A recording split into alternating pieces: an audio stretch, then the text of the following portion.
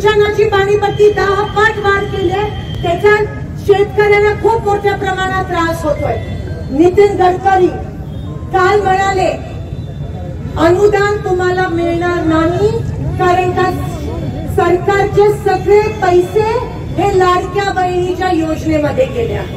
कोणत्याही शेतकऱ्याला अनुदान मिळणार नाही। काल गावामध्ये मी गेली, गावकरी म्हणाले आमच्या इकडे संजय गांधी निराधार योजना बंद झाली जेव्हापासून लाडक्या बहिणीची योजना चालू झाली। येणाऱ्या 2 महिन्यात सगळ्या योजना बंद होणार आहेत आणि फक्त तीच योजना चालू ठेवायची। आम्हाला हरकत नाही आहे, पण इलेक्शनच्या तोंडावरच का लाडकी बहीण योजना आधी का नाही? माझ्या इलेक्शन मध्ये टेबलाच्या खालून 5-5 हजार रुपये देत होते, आता वरून देत आहे। काय फरक आहे? आता खाली कारभार चाललेला टेबलाच्या, आता टेबलाच्या वरून या भ्रष्ट सरकारचा कारभार चालू आहे। त्या गोष्टीचा मी निषेध करते। स्वतः नितीन गडकरी त्यांचे मंत्री रेकॉर्डवर बोलले की अनुदान बंद होणार। महाराष्ट्र सरकार हे बँकरप्ट झालंय, दिवाळखोर झालंय, कारण का सगळे पैसे या योजनेत गेले।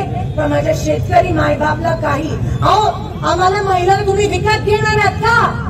आम्हाला सुरक्षित व्हायचंय, आम्हाला सुरक्षित जीवन जगायचंय, आम्हाला विकत घ्यायचा प्रयत्न करू नका। हे बीजेपी सरकार महिलांना तुच्छ स्थान देतं, म्हणून बदलापूरच्या घटनेचा 4 वर्षाच्या चिमुकल्यानं पण या बीजेपी साठच्या पदाधिकाऱ्यांनी सोडलं नाही। त्यांचे दोन्ही पदाधिकारी फरार आहेत आणि एन्काउंटर भलत्याचाच कोणाच्या तरी त्या ठिकाणी केला का ठरवला मला माहिती नाही, पण महाराष्ट्रात कायदा सुव्यवस्थाच राहिली नाही।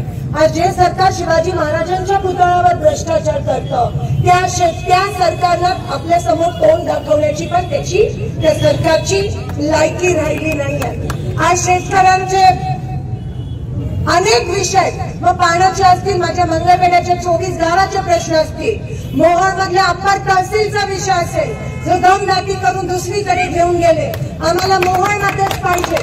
मग मंगळवेढ्याचा दुष्काळग्रस्त गावांचा प्रश्न असेल, माझ्या पंढरपूरच्या कॉरिडॉरचा प्रश्न असेल, पंढरपूरच्या आपल्या मंदिराचे अनेक प्रश्न असतील, शेतकऱ्यांचे प्रश्न, अक्कलकोट मध्ये पाण्याचे, दक्षिण मध्ये पाण्याचे,